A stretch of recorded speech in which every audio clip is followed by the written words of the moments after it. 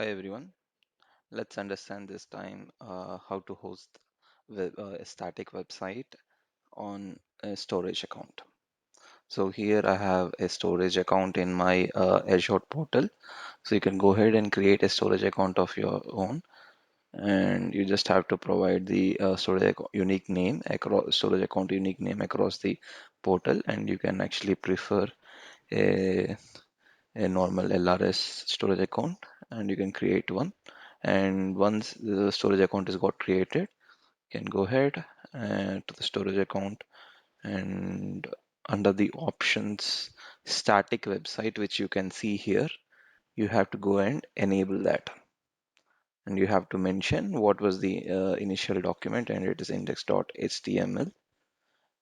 And you can even mention the error web page if you have error.html and everything. So once I click on save, and in the containers you will see $web is the folder, is the container name which will get created, and you have to upload all your static website content here. And in the previous video I was actually got the previous videos where I have hosted the website on a Linux machine and a Azure Windows machine. I have shown how the sample HTML websites I have got it where from the sample HTML. So I went to Google, and what do I went for sample HTML website GitHub, and I found one of the GitHub repository which holds the sample HTML web pages, and these are good. So I just took that, and I downloaded the zip file, and I extracted it, and these are the ones.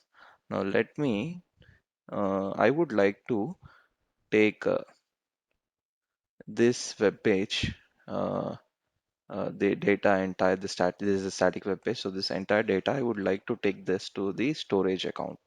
Now when I wanted to take it to storage account, as this file is containing with files with folders, uh, it's you can't normally from the portal, you can't upload. You can use either the AZ copy, or you can use AZ CLI to do that. So I'm here, I'm logged in with my AZ CLI. So if I just go for account show, this is a command to which I can actually confirm that my account has been linked with with pu- is, with my Azure account. So to do that, you have to just do AZ login, and if the AZ to have this, you should install AZ CLI. So you can go ahead to Google and start looking for AZ CLI and install that in your machine. And once that is done, you have logged in into your account. You should be able to connect to your Azure account. And now the command to actually upload the entire files and folders into that is, this is the command which you can use: az storage blob. And if it is just a file, then you can actually upload itself is works. But if you wanted to have even folders, everything to be copied, then you have to use the command upload hyphen batch, and then you have to provide the storage account name. Here the storage account name is static web store. So, and the destination is the folder, and that is $web. And don't forget that you have to mention it double quotes. Now I'm running this in the PowerShell, so $web will be considered as a variable. So not to be considered as a variable, but as an actually entirely as a string. I mentioned in single quotes for that. And then you can get the account key from the storage account access keys.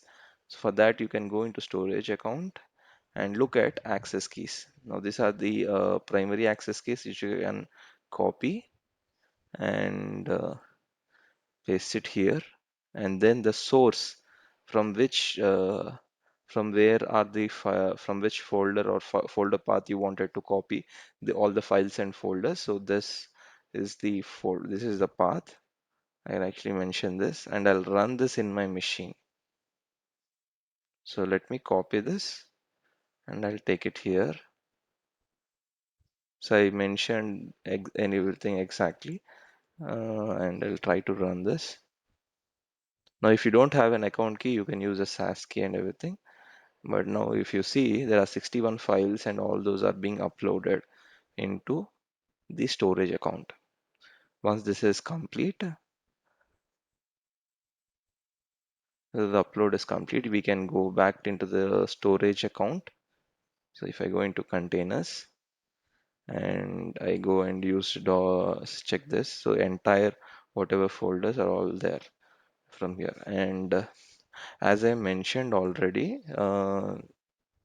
if you have to first enable the static website content, okay, and automatically that will create a container which is called $web. Okay, there's no point of you creating a $web and all that, but you have to do it in that way. Okay, once that is done, we can go at the endpoints. There are four endpoints which actually blob service, file share, queues, tables, and data lake storage and static. There is static website. So here you copy this, and that's the unique URL, okay, which Azure is giving to us, and that is for the static website. And when you run this, this is the website actually you're seeing.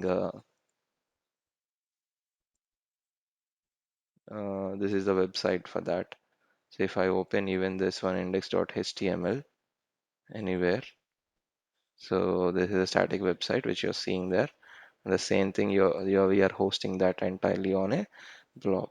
So what is the use of this? This URL, you can register it in a private DNS if you have any DNS. Not if you have any DNS, means domain name and everything, you can actually register it in the public DNS, and that can be used there. And across the world, we can actually people can access this website at ease. This is one way of hosting a static website. Now, there are other ways of hosting a static website through an static web app service in Azure. We'll have a look at it in the next video. Thank you.